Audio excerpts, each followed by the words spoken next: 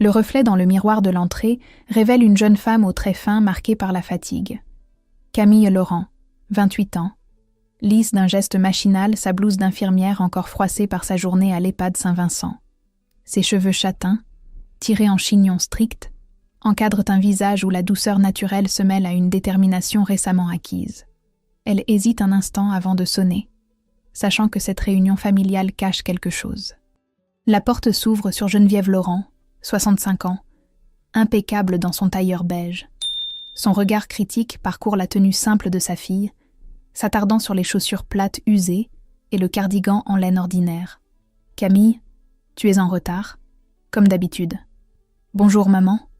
Madame Roussel ne voulait pas prendre ses médicaments, j'ai dû rester pour la rassurer. »« Toujours tes histoires de vieillard.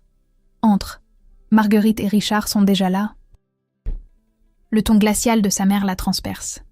Camille pénètre dans le salon, où résonnent les éclats de rire de sa sœur aînée. Marguerite, pharmacienne de 32 ans, rayonne dans sa robe de créateur, son mari médecin à ses côtés. Ils évoquent leurs derniers achats immobiliers avec l'aisance de ceux qui n'ont jamais connu de difficultés financières. « Ah, voilà notre petite infirmière. Comment va ton travail avec les personnes âgées ?» Le ton condescendant de Richard irrite Camille, mais elle garde son calme. Elle s'installe dans le fauteuil le plus éloigné, sentant peser sur elle les regards de jugement. Depuis qu'elle a quitté ses études de médecine pour devenir infirmière, elle porte aux yeux de sa famille le poids de l'échec.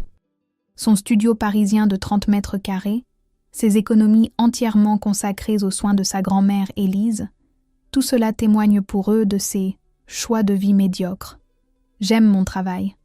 Les résidents me font confiance. C'est gratifiant. Certes, mais question salaire. » Marguerite laisse sa phrase en suspens, un sourire narquois aux lèvres. Geneviève reprend place dans son fauteuil directoriel, celui qui trônait autrefois dans le bureau de son défunt mari. Elle sort une chemise cartonnée de son secrétaire, geste qui fait naître un frisson d'inquiétude dans le dos de Camille. « J'ai convoqué cette réunion pour une décision importante concernant grand-mère Élise. » L'expression satisfaite qui passe sur le visage de Marguerite ne présage rien de bon. Camille sent son estomac se contracter. Grand-mère Élise, 85 ans, vit depuis quelques mois dans l'établissement où travaille Camille. Malgré son Alzheimer léger, elle garde des moments de lucidité parfaite et s'épanouit dans cet environnement bienveillant. Quel genre de décision ? Une décision d'adulte responsable, ma chérie. Le terme « adulte » résonne comme une gifle. Dans l'esprit de sa famille, Camille n'en fait visiblement pas partie. Richard ajuste ses lunettes, Marguerite fouille dans son sac de créateur, et l'atmosphère se charge d'une tension palpable. Quelque chose se prépare, et Camille pressent qu'elle n'y aura pas son mot à dire. Cette tension qui flottait dans l'air se matérialise quand Geneviève étale méthodiquement les documents sur la table basse en acajou. Estimation immobilière, devis d'établissement, calcul financier.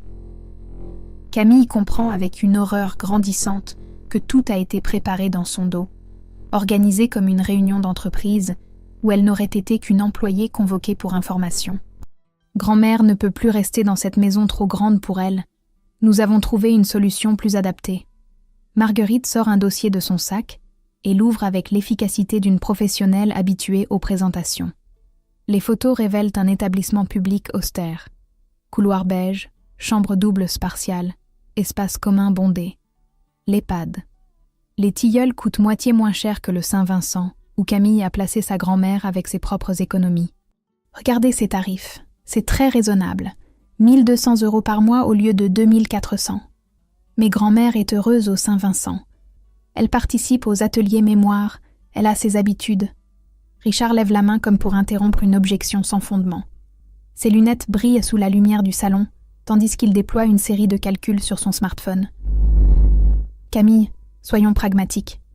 La vente de sa maison nous permettra de rembourser les frais déjà engagés et d'assurer son avenir. C'est mathématique. Le mot « nous » la frappe comme un coup de poing. Camille réalise qu'elle n'est pas incluse dans ce « nous » décisionnel. Elle fixe les documents étalés devant elle.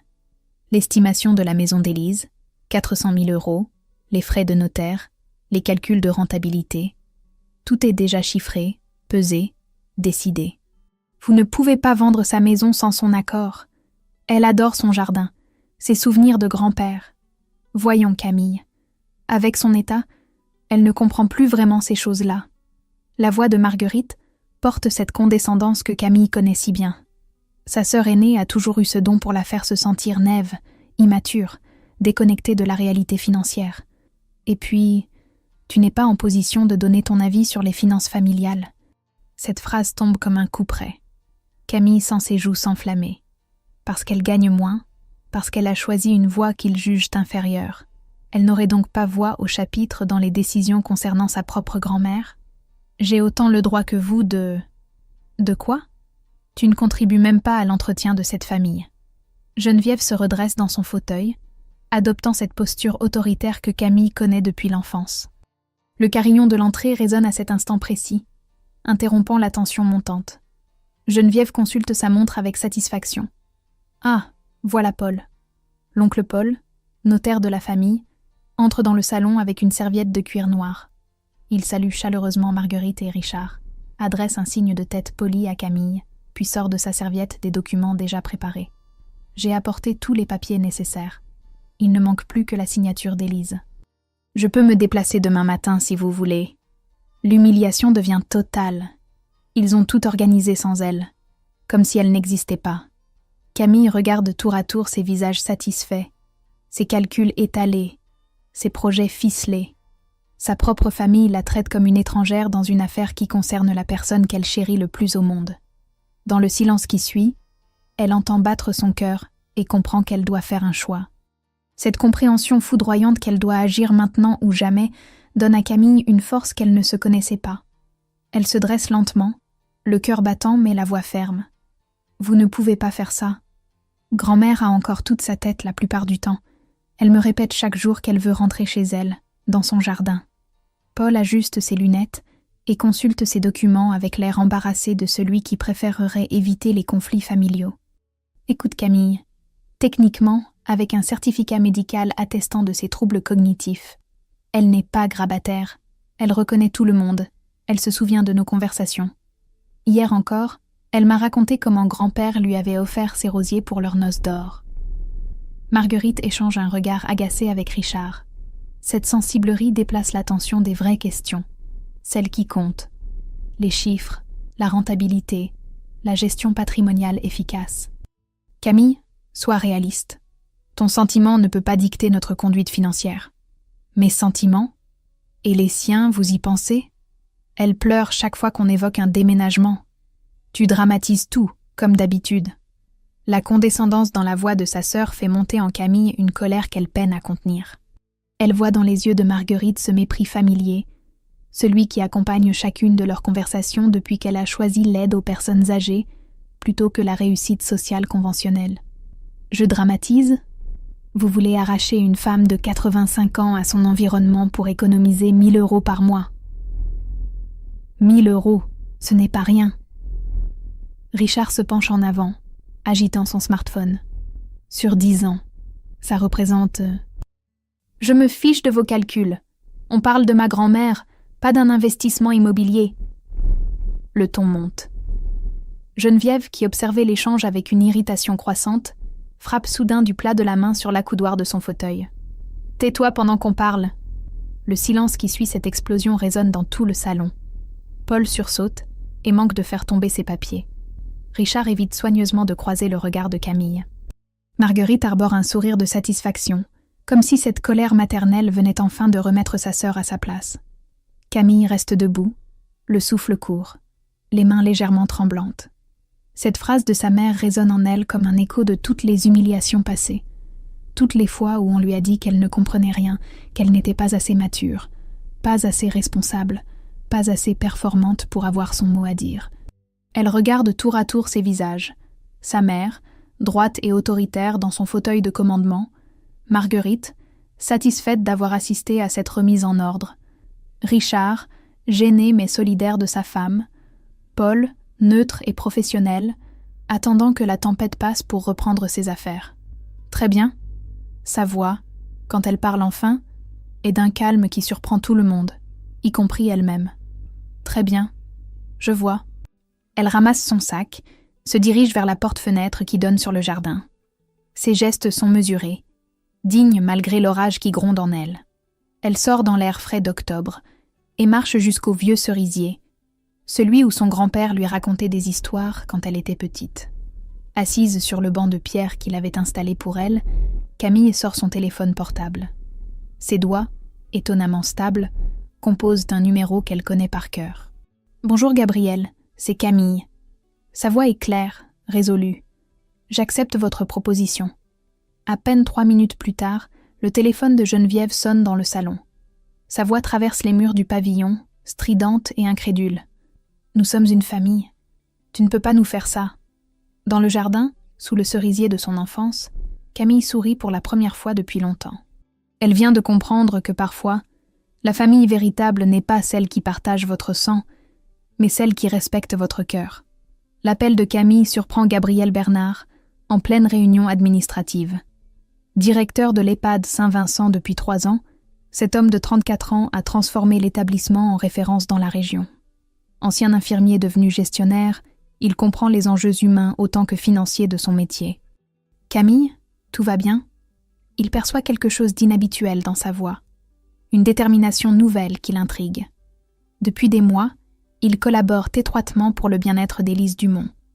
Leur relation professionnelle s'est muée en admiration mutuelle, puis en quelque chose de plus profond qu'aucun des deux n'osait encore nommer.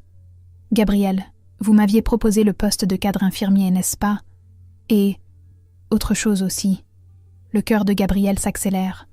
La semaine précédente, lors d'une pause café dans son bureau, il avait évoqué ses sentiments naissants, avec la délicatesse d'un homme qui respecte les convenances. Veuf depuis 5 ans, sans enfant, il avait appris à ne rien précipiter. Oui, bien sûr, les 2 propositions tiennent toujours. Alors j'accepte. Les 2. Le silence qui suit cette déclaration permet à Gabriel d'entendre les battements de son propre cœur.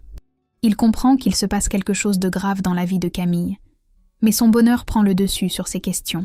« Camille, êtes-vous certaine ? Je ne voudrais pas que vous preniez une décision sous le coup de l'émotion. Je n'ai jamais été aussi sûre de quoi que ce soit. » Pendant ce temps, dans le salon des Laurent, l'atmosphère s'est considérablement rafraîchie. Le téléphone de Geneviève vient de sonner, et sa conversation téléphonique avec sa fille a semé la stupeur dans l'assemblée. Elle épouse qui ? Marguerite manque de renverser sa tasse de thé. Un homme qu'elle connaît à peine ? Richard ajuste nerveusement ses lunettes, calculant déjà les implications financières de cette nouvelle donne. Et ce poste de cadre infirmier, c'est du sérieux ? Paul referme ses dossiers avec la résignation d'un notaire qui voit ses honoraires s'envoler.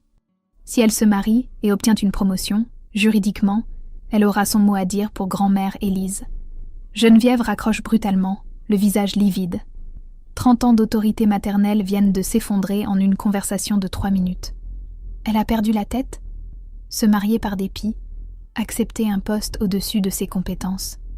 Maman, calme-toi. Ce n'est peut-être qu'un coup de bluff. Mais Marguerite commence à comprendre que sa petite sœur, qu'elle a toujours considérée comme naïve et influençable, vient de jouer un coup de maître. En une seule décision, Camille s'affranchit de leur tutelle financière et émotionnelle.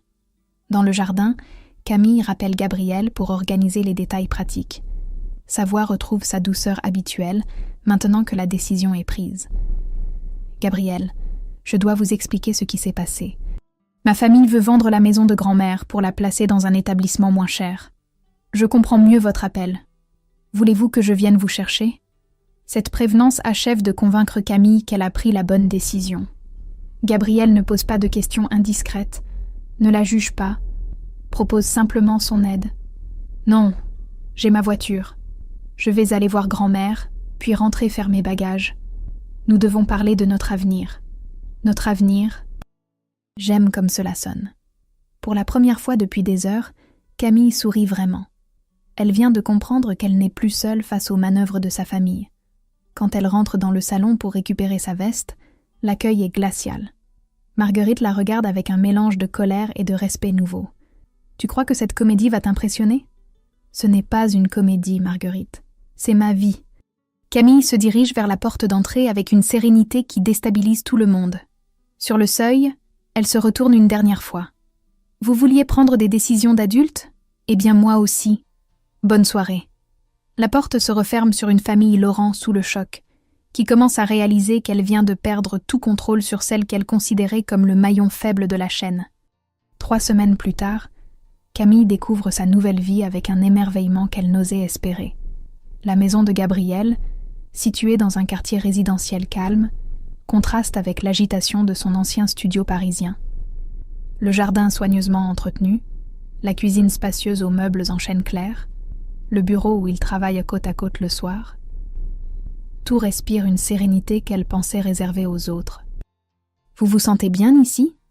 Gabriel pose cette question chaque matin au petit déjeuner, avec cette prévenance qui la touche depuis leur première rencontre. Leur fiançailles, annoncée rapidement pour des raisons pratiques, évolue naturellement vers quelque chose de plus profond. Leur relation, née d'une admiration professionnelle mutuelle, se transforme jour après jour en complicité véritable. Je ne me suis jamais sentie aussi bien nulle part. Cette sincérité dans sa voix rassure Gabriel. Veuf depuis 5 ans, il avait appris à ne plus attendre grand-chose de l'existence. Camille a redonné couleur à sa vie quotidienne, apportant dans sa maison ordonnée une chaleur humaine qui lui manquait. Au Saint-Vincent, la transformation est spectaculaire. Camille, dans son nouveau rôle de cadre infirmier, révèle des talents insoupçonnés. Elle réorganise les plannings pour optimiser la présence auprès des résidents, instaure des réunions familiales mensuelles, développe un programme d'activités adapté à chaque niveau de dépendance. Madame Laurent, votre grand-mère rayonne depuis quelques semaines. L'aide-soignante Nathalie sourit en voyant Camille s'installer près d'Élise pour le goûter. La vieille dame, stimulée par la présence quotidienne de sa petite-fille et les activités adaptées, montre des signes d'amélioration remarquables. Ses moments de confusion se raréfient, sa participation aux ateliers s'intensifie. « Tu sais, ma chérie, je me demande parfois si cette maladie n'était pas aggravée par la solitude. Ici, je me sens utile. » Élise tient la main de Camille avec une lucidité parfaite. Ces instants de clarté se multiplient depuis que l'angoisse du déménagement s'est dissipée. Pendant ce temps, à quelques kilomètres, l'atmosphère familiale Laurent s'est considérablement dégradée. Geneviève découvre progressivement l'ampleur de l'aide financière que lui apportait discrètement Camille, les courses hebdomadaires, les petits travaux de jardinage, les cadeaux d'anniversaire plus généreux qu'elle ne le pensait. Sans cette contribution silencieuse, maintenir son train de vie devient difficile. Comment a-t-elle pu nous aider sans qu'on s'en rende compte ? Marguerite, confrontée à cette révélation, ressent pour la première fois une pointe de culpabilité. Elle fouille dans ses souvenirs. Les réparations mystérieusement prises en charge, les factures d'électricité allégées, les week-ends où Camille passait par hasard avec des courses. Elle payait la moitié de tes frais de pressing, tu te souviens ? Et les cours de piano de ton fils ? Richard, plongé dans les relevés bancaires, découvre l'étendue du désastre financier familial. Leurs projets immobiliers ambitieux, financés en partie sur l'hypothèse de l'héritage anticipé d'Élise, deviennent soudain irréalisables. Nous avons hypothéqué l'appartement sur la base de revenus qui incluait cette vente. Les tensions éclatent. Marguerite reproche à sa mère sa politique familiale autoritaire.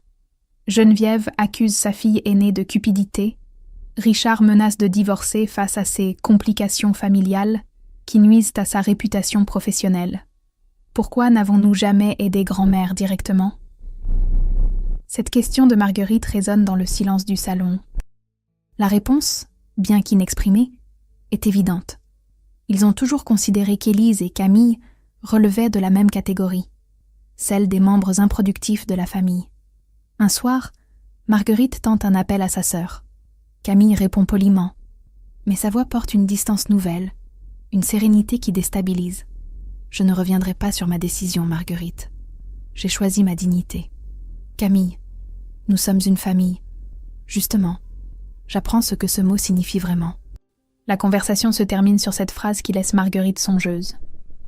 Pour la première fois, elle réalise que sa petite sœur a peut-être trouvé quelque chose qu'elle-même cherche encore, l'harmonie entre ses valeurs et ses actes. 6 mois après ce bouleversement familial, Camille reçoit une promotion qui couronne sa transformation professionnelle. Gabriel lui annonce la nouvelle dans son bureau, un sourire fier illuminant son visage. Le conseil d'administration a voté à l'unanimité. Vous dirigerez désormais nos 2 établissements, Saint-Vincent et les Jardins de Sèvres. Camille sent son cœur s'emballer. Gestionnaire de 2 EHPAD à 28 ans, elle qui était considérée comme l'échec de la famille 6 mois plus tôt. Cette reconnaissance professionnelle, obtenue par ses compétences et sa vision innovante, lui procure une satisfaction plus profonde que toutes les réconciliations familiales. Je dois cela à votre confiance, Gabriel. Vous vous la devez à vous-même. Votre approche humaniste transforme nos résidents en personnes épanouies plutôt qu'en patients résignés. Leur relation, consolidée par cette collaboration quotidienne, évolue avec une naturelle tendresse. Gabriel et Camille forment désormais un couple admiré dans le secteur médico-social, invité au colloque, consulté par les autorités régionales. Au Saint-Vincent, l'amélioration d'Élise devient exemplaire. La vieille dame, stimulée par la présence quotidienne de sa petite-fille et les activités adaptées développées sous sa direction, participe activement à la vie de l'établissement. Docteur Rousseau, les progrès de Madame Dumont sont remarquables. Le gériatre consulte le dossier médical avec étonnement. Les tests cognitifs d'Élise, pratiqués trimestriellement, montrent une stabilisation inattendue, voire une légère amélioration dans certains domaines.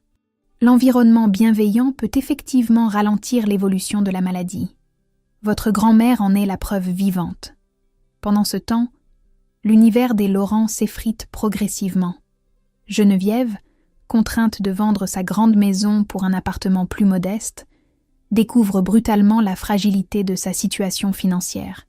L'aide discrète de Camille représentait une part non négligeable de son budget mensuel. « Maman, il faut qu'on parle sérieusement de tes dépenses. » Marguerite étale les relevés bancaires sur la table de la cuisine. Les chiffres sont implacables.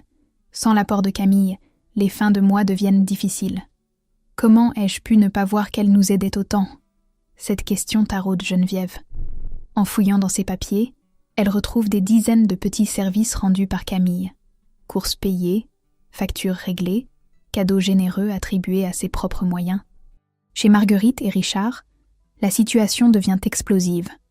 Leurs projets immobiliers ambitieux, financés sur l'hypothèse de l'héritage d'Élise, s'effondrent. Les mensualités de leur appartement de standing grèvent dangereusement leur budget. Ces complications familiales nuisent à ma réputation professionnelle.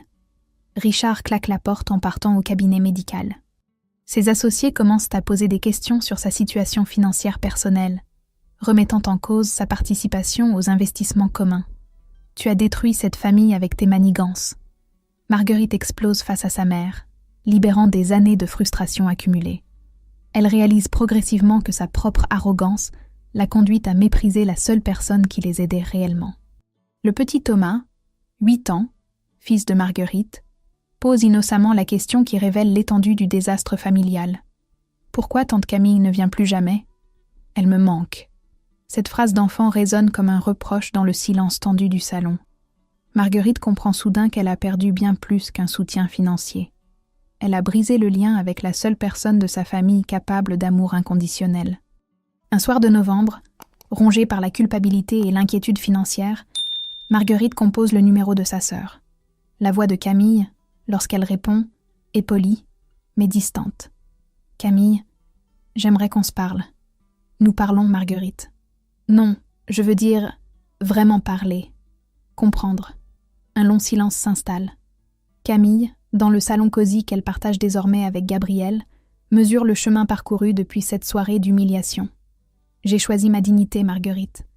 Et j'ai découvert ce qu'était vraiment une famille. » Cette réponse, prononcée sans amertume mais avec une fermeté tranquille, laisse Marguerite face à ses propres interrogations sur les valeurs qui ont guidé sa vie.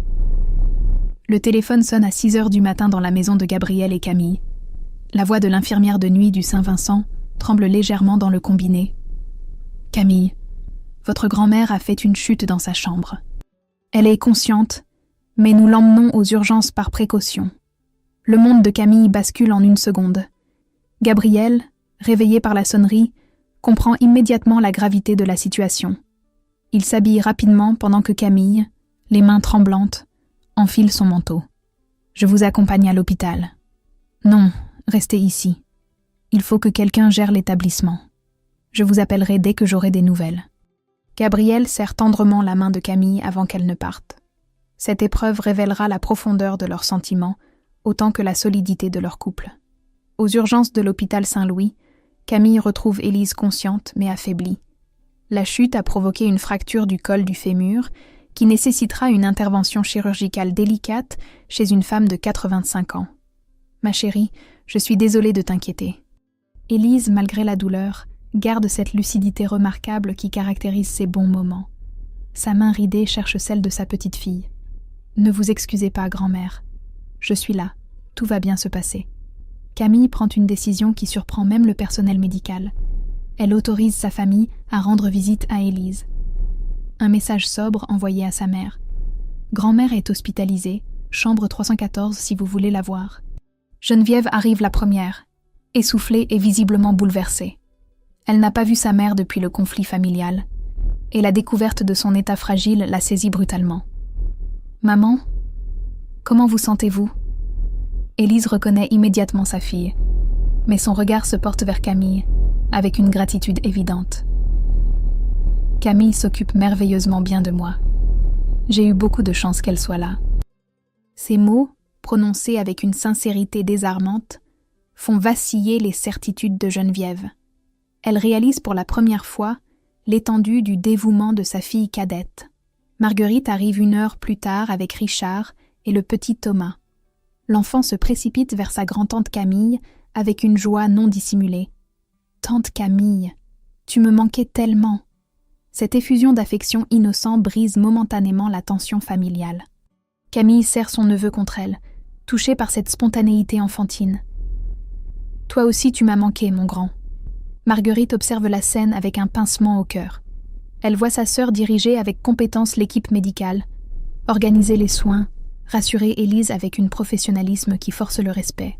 « Docteur Blanchard, quels sont les risques de l'intervention ?»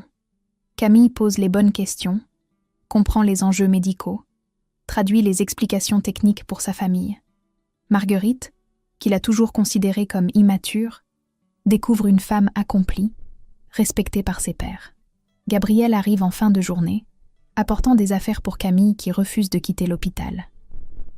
Sa présence discrète mais attentionnée frappe la famille Laurent. Cet homme distingué, aux manières raffinées, traite Camille avec un respect et une tendresse qui contrastent avec les rapports familiaux qu'ils connaissent.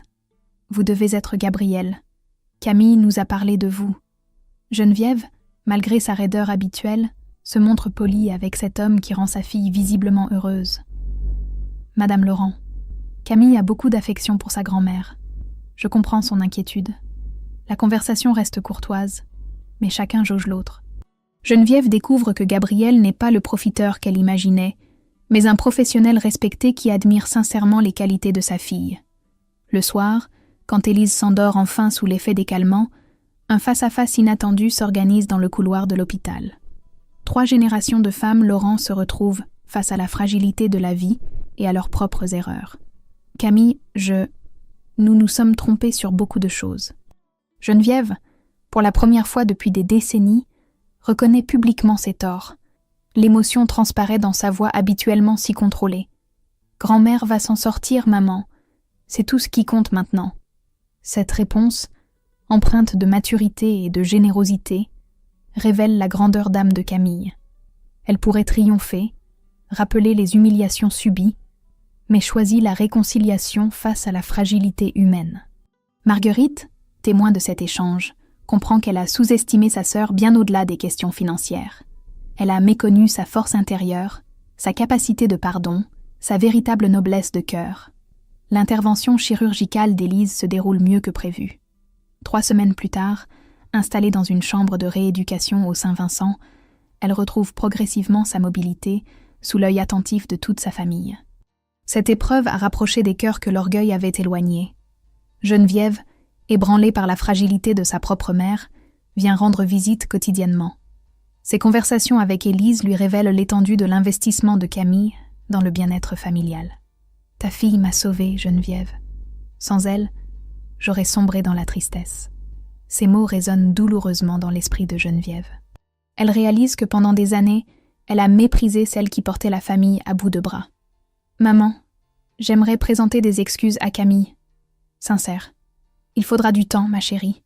Les blessures que vous lui avez infligées sont profondes. » Élise, malgré son grand âge, comprend les enjeux familiaux avec une lucidité impressionnante. Son Alzheimer semble stabilisé, comme si l'amour retrouvé de sa famille freinait la progression de la maladie. Marguerite entreprend une démarche plus radicale.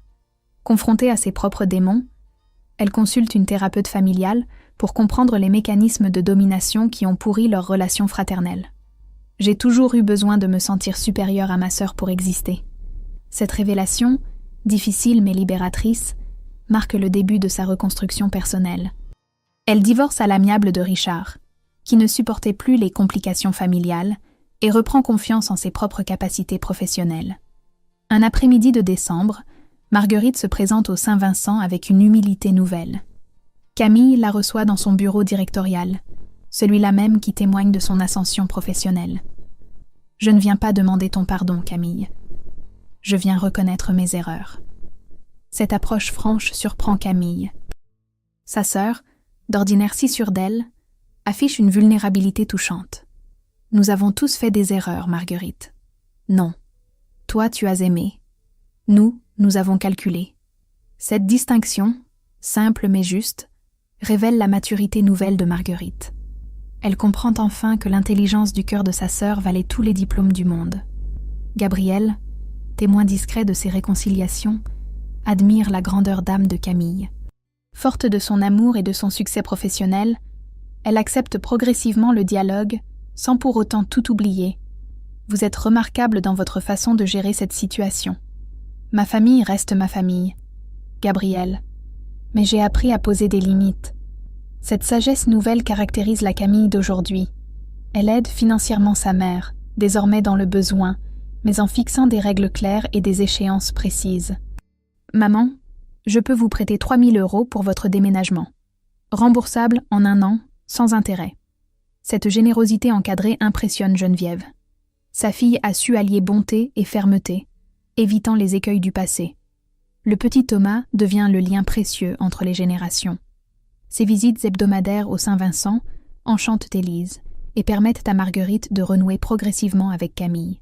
« Tante Camille, tu m'apprends à prendre soin des personnes âgées ?» Cette question innocente révèle l'influence positive de Camille sur son neveu. L'enfant découvre que vieillir n'est pas honteux, que s'occuper des autres peut être un métier formidable. Bien sûr, mon grand. Le respect des anciens, c'est la base de toute civilisation. Marguerite, témoin de ces échanges, comprend les valeurs que sa sœur transmet naturellement. Elle apprend à respecter les choix de Camille et découvre en elle une alliée précieuse pour s'occuper d'Élise. Un soir de janvier, Gabriel demande officiellement la main de Camille devant toute la famille réunie dans la chambre d'Élise. La vieille dame, radieuse, bénit cette union avec une émotion communicative. « Mes enfants, vous m'offrez le plus beau cadeau, voir ma petite fille heureuse. » Geneviève, les larmes aux yeux, réalise qu'elle assiste au bonheur véritable de sa fille. Cette Camille épanouie, respectée, aimée, elle ne l'avait jamais vraiment vue auparavant. « Gabriel, prenez soin de notre trésor. » Ces mots, prononcés avec une sincérité nouvelle, marquent l'acceptation définitive de ce couple par la famille Laurent. Ils ont tous compris que Camille a trouvé sa voie, et que cette voie les honorait tous. La famille apprend lentement à fonctionner sans hiérarchie toxique ni chantage affectif. Chacun trouve sa place dans cette nouvelle configuration, basée sur le respect mutuel plutôt que sur la domination. Par une matinée de mai ensoleillée, le jardin du Saint-Vincent se transforme en écrin de bonheur pour le mariage de Camille et Gabriel. Les rosiers en fleurs, les allées bordées de lavande, les résidents souriants installés au premier rang créent une atmosphère d'une tendresse exceptionnelle. Élise, radieuse dans son fauteuil roulant décoré de rubans blancs, assiste lucide et émue à cette consécration d'amour. Ses 86 ans portent la sagesse d'une vie entière, et son regard pétille de joie en voyant sa petite fille rayonnante dans sa robe simple mais élégante. « Ma chérie, tu es la plus belle mariée que j'ai jamais vue. » Camille se penche pour embrasser sa grand-mère, cette femme qui lui a appris les vraies valeurs de la vie. Autour d'elle, la famille Laurent au complet témoigne de cette renaissance des liens familiaux. Geneviève, apaisée dans son tailleur pastel, a retrouvé sa place de mère aimante sans être dominatrice. Les épreuves l'ont transformée en femme plus humble, capable enfin de reconnaître les qualités exceptionnelles de sa fille cadette. Gabriel, vous avez conquis notre cœur autant que celui de Camille. Marguerite, remariée récemment avec Philippe, un instituteur simple mais aimant, entretient désormais avec sa sœur une relation fraternelle authentique. Le petit Thomas, fier de porter les alliances, incarne cette nouvelle génération qui grandira dans l'amour plutôt que dans la compétition. Tante Camille, quand je serai grand, je veux travailler avec toi. Cette déclaration enfantine fait sourire l'assemblée. Camille a semé des graines de générosité qui germeront dans les années à venir. La cérémonie, simple mais émouvante, se déroule sous l'œil bienveillant du personnel soignant. Les résidents du Saint-Vincent participent avec bonheur à cette fête qui illumine leur quotidien. Madame Roussel, la patiente récalcitrante des débuts, offre à Camille un bouquet confectionné avec les fleurs du jardin thérapeutique. Vous nous avez appris que vieillir pouvait rester joyeux. Cette reconnaissance professionnelle touche Camille autant que les félicitations familiales. Son travail, longtemps méprisé, s'épanouit en vocation respectée par tous. Gabriel, élégant dans son costume sombre, échange les vœux avec une émotion profonde. Leur amour, né de l'estime mutuelle et mûri dans l'adversité, promet une union durable et enrichissante. Camille, vous m'avez enseigné que l'intelligence du cœur surpasse toutes les compétences techniques. Gabriel, vous m'avez donné confiance en moi quand ma propre famille n'y croyait plus. Ces paroles sincères résonnent dans le jardin fleuri, témoignage d'un amour authentique construit sur des valeurs solides. 6 mois plus tard, une nouvelle bouleverse joyeusement cette famille réconciliée. Camille attend un enfant.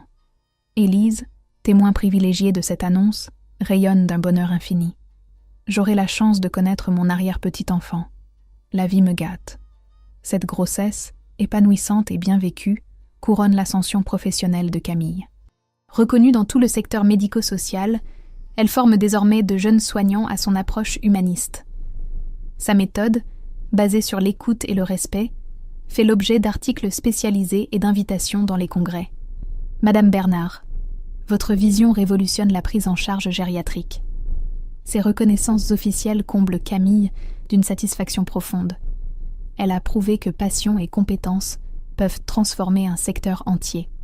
Au printemps suivant, Élise s'éteint paisiblement dans son sommeil, entourée de l'amour de sa famille. Ces dernières paroles, adressées à Camille, résument toute une philosophie de vie. Tu as transformé nos épreuves en bénédictions. C'est le plus beau des héritages. Les obsèques, simples et dignes, rassemblent une foule impressionnante. Famille, résidents, personnel soignant, autorités locales. Chacun témoigne de l'influence positive d'Élise, mais surtout de celle de Camille, qui avait su préserver sa dignité jusqu'au bout. Lors du règlement successoral, Camille offre généreusement à sa famille une partie importante de l'héritage. Non par obligation, mais par choix libre, illustration de sa grandeur d'âme. Je n'ai plus besoin de prouver quoi que ce soit. J'ai trouvé ma voie. Cette sérénité finale illumine le visage de Camille. Elle a démontré qu'il n'est jamais trop tard pour choisir sa dignité, construire son bonheur et transformer les blessures en force. Son histoire inspire tous ceux qui croient encore aux valeurs authentiques et au triomphe de l'amour sur les mesquineries humaines. 5 ans plus tard, par une douce matinée de mai, le jardin du Saint-Vincent résonne des rires cristallins d'un petit garçon aux cheveux châtains. Henri, 3 ans, fils de Camille et Gabriel, court entre les massifs de roses en poursuivant un papillon coloré. Doucement, mon chéri. Attention aux fleurs de grand-mère Élise.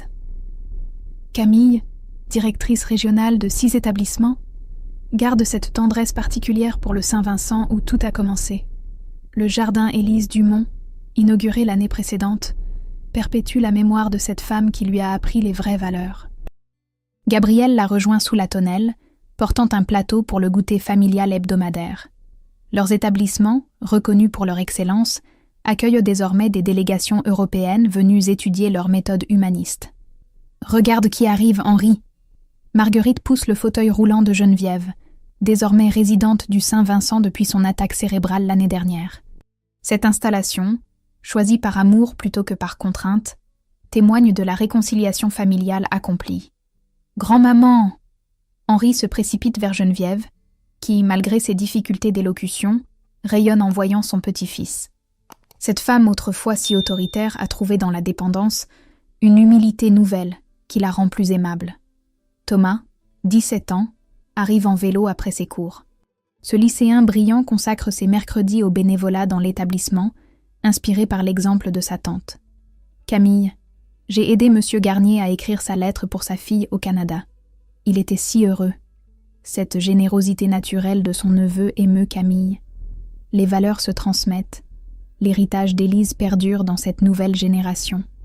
Grand-mère Élise aurait été fière de toi, Thomas. » Gabriel soulève son fils pour lui montrer la plaque commémorative gravée sur le banc de pierre. « À Élise Dumont, qui nous a enseigné que l'amour guérit toutes les blessures. »« Papa, c'est qui cette dame ? » ?»« C'est grâce à elle que maman et moi nous sommes rencontrés, mon bonhomme. » Camille s'installe près de son mari, leur fils sur ses genoux, entourée de cette famille recomposée par l'amour. Au loin, les résidents profitent du soleil printanier, accompagnés par un personnel dévoué qu'elle a formé à la bienveillance. Un couple âgé visite l'établissement, guidé par l'assistante sociale. Leurs visages tendus rappellent à Camille ses propres angoisses d'autrefois. Elle se lève spontanément pour les accueillir. « Bonjour, je suis Camille Bernard, directrice. Puis-je vous aider ?» Dans leurs yeux inquiets, elle reconnaît cette peur de l'abandon, cette culpabilité de ne plus pouvoir assumer seule. Exactement ce qu'elle ressentait pour Élise. « Nous cherchons un endroit pour ma mère. C'est si difficile. Je comprends parfaitement. Venez, laissez-moi vous montrer comment nous transformons cette épreuve en nouveau bonheur. » Tandis qu'elle accompagne ce couple vers l'espoir, Gabriel sourit en la regardant s'éloigner. Cette femme exceptionnelle continue de semer la paix autour d'elle, perpétuant l'héritage de dignité et d'amour qu'Élise lui a transmis. Dans le jardin fleuri, 3 générations de Laurent Bernard savourent cette sérénité conquise. Camille a prouvé qu'il suffit parfois d'un acte de courage pour transformer toute une destinée familiale. This is a very chaotic stream. Hardcore Minecraft. Take 10 lives. We're only on 9. And also, hi Thane, how are you? Welcome. Oh, we are on take 10. I thought we were on 9. Okay. Let's see. What is next step? Next step. Maybe just run and then we can find a better cave and find more diamonds. Because new plan for this world is that I want to get like really good gear and then go to the nether because it hasn't been going good every time I've gone to the Oreo bunny. It hasn't been going good going to the nether and just iron. So, hi Mapbot, how are you? Welcome. I did like your lighthouse, Nikki. Your lighthouse is very cute, and I really liked the mushroom in front of it. It was very nice. Ooh, I want to kill you. Ah, leave me alone. Ooh, we could get to the nether with that. But I don't want to die in the nether. I just said I want better gear before we go to the nether. Oh, my money's on this one. Fight! Yes! I am so good. I always get it right. I had to kill him because he was in the way, and everywhere we went. No way you killed a mushroom, Nikki. You need to change follower goal, by the way. Wait, is it not updated? Oh, it's because we're... Oh, my goodness. Wait. What's next follower goal? Should we just go for, like, 150? Or do, like... Or... I got an email from the city inviting me to play saxophone for the fair next month? That is so cool. That is very cool. I'm so happy for you. 111? How about like 125? How to change it? How do I oh. Wait. I set it up in a different app. How do I change it again? I have to go... 1 second. Total follower count. Okay. 25. I like the number 125. That's a good number.